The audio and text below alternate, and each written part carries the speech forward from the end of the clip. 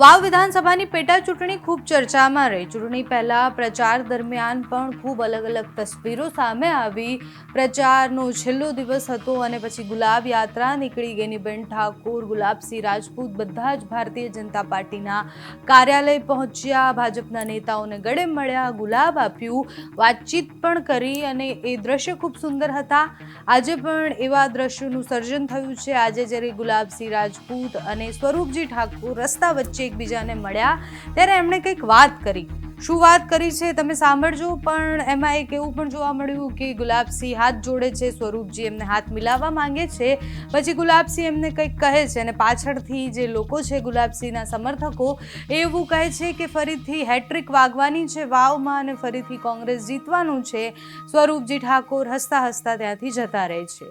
ખૂબ સુંદર તસવીર એ હતી કારણ કે બે ઉમેદવાર જ્યારે મતદાન કરવા જાય છે ત્યારે એકબીજાને મળે છે અને પછી એમના વચ્ચે વાતચીત થાય છે। આની પહેલાં જે તસવીર આવી હતી એ પણ ખૂબ સુંદર હતી કે તમે રાજનીતિમાં છો અને તમે ભલે અલગ અલગ પક્ષમાં છો, તમારે ખેલદિલી રાખવાની છે અને ખેલદિલી વાવની ચૂંટણીમાં દેખાઈ છે। પ્રચારમાં ભલે મંચ પરથી એકબીજા પર પ્રહાર કર્યા હોય પણ ચૂંટણી સમયે પ્રેમ દેખાયો, ગળે મળ્યા, હાથ મિલાયા, નમસ્કાર કર્યા અને હવે ચૂંટણીના પરિણામ આવે પછી શું પ્રહાર થાય છે જોવાનું છે। પણ આજે જે દ્રશ્ય આવ્યા છે જ્યારે ગુલાબસિંહ અને સ્વરૂપજી મળ્યા એ જુઓ।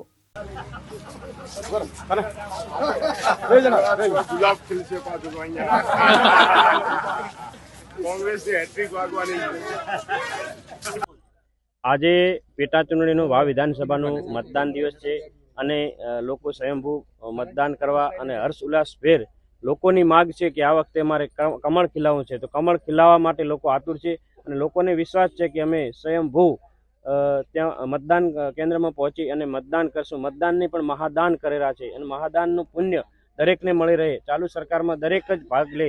ચાલુ સરકાર હોવાથી ચાલુ સરકારમાં કમળ ખીલાઈ અને જરૂરિયાતના કામો જેવા કે રોડ રસ્તા છે, પાણીના પ્રશ્નો છે, આરોગ્યના પ્રશ્નો છે, અહીં રોજગારીના પ્રશ્નો છે, એવા દરેક અન્ય નાના મોટા પ્રશ્નોને લઈ અને લોકોએ સ્વયંભૂ નક્કી કર્યું છે કે આ વખતે મહાદાન કરવું છે। મતદાન એટલે મહાદાન, એટલે મહાદાનમાં લોકો લાઈનો લગાડી અને આજે મતદાન કરી રહ્યા છે। અમને આ વખતે 100% વિશ્વાસ છે અને મતદારો પણ સ્વયંભૂ મતદાન કરી અને કમળને જીતાડવા માટે ખૂબ જ આતુર છે અને અત્યારથી જ જે હવન થતો હોય, હવનમાં ભાગ લેતા હોય એ રીતે લોકો આવી અને મતદાન કરી રહ્યા છે અને કમળને મતદાન આપે છે। હું નમ્ર અપીલ કરું છું જાહેર જનતાને કે આવો આપણે સૌ સાથે મળી વિકાસને આગળ વધારવા માટે, વિકાસને બહુ ઊંચાઈએ અને જે કામો આપણા નથી થયા એ આ વિસ્તારને જે કામો બાકી છે એ બાકી કામો ઝડપી પૂરા થાય એના માટે સ્વયંભૂ લોકો જાગૃત છે અને લોકોને અપીલ કરું છું કે આ વખતે તમે બધા કમળના નિશાન ઉપર વોટ અપાવી અને આ વિસ્તારને વિકાસ માટે આગળ ધપાવજો એવી આશા રાખું છું અને મને વિશ્વાસ પણ છે।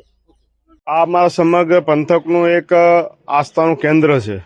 જ્યારે ચૂંટણીનું ફોર્મ ભર્યું ત્યારે પણ અહીંયાથી દર્શન કરીને નીકળ્યો હતો અને આજે પણ દર્શન કરવા આવ્યો છે, આશીર્વાદ લેવા માટે આવ્યો છું। ચૂંટણીના પ્રચાર દરમિયાન 15-16 દિવસમાં વાવ વિધાનસભાના વાવ સોયગામ ભાભર તાલુકા તમામ સમાજના સર્વ સમાજે ખૂબ આશીર્વાદ આપ્યો છે અને આજે જ્યારે મતદાનનો દિવસ છે તો હું ફરીથી એક વખત ધરણીધર ભગવાનને આગળ શીશ ઝુકાવ્યું છે અને મને આ વિસ્તારની સેવા આપવા માટે તક આપે અને લોકો જેમ ચૂંટણીના પ્રચાર દરમિયાન જેટલો આશીર્વાદ આપ્યો એ જ પ્રમાણે આજે મતદાન પણ પૂરું કરે અને 100% મતદાન કરે, કેમ કે લોકશાહીનું પર્વ છે અને સૌથી મોટું દાન હોય તો મતદાન છે લોકશાહીમાં।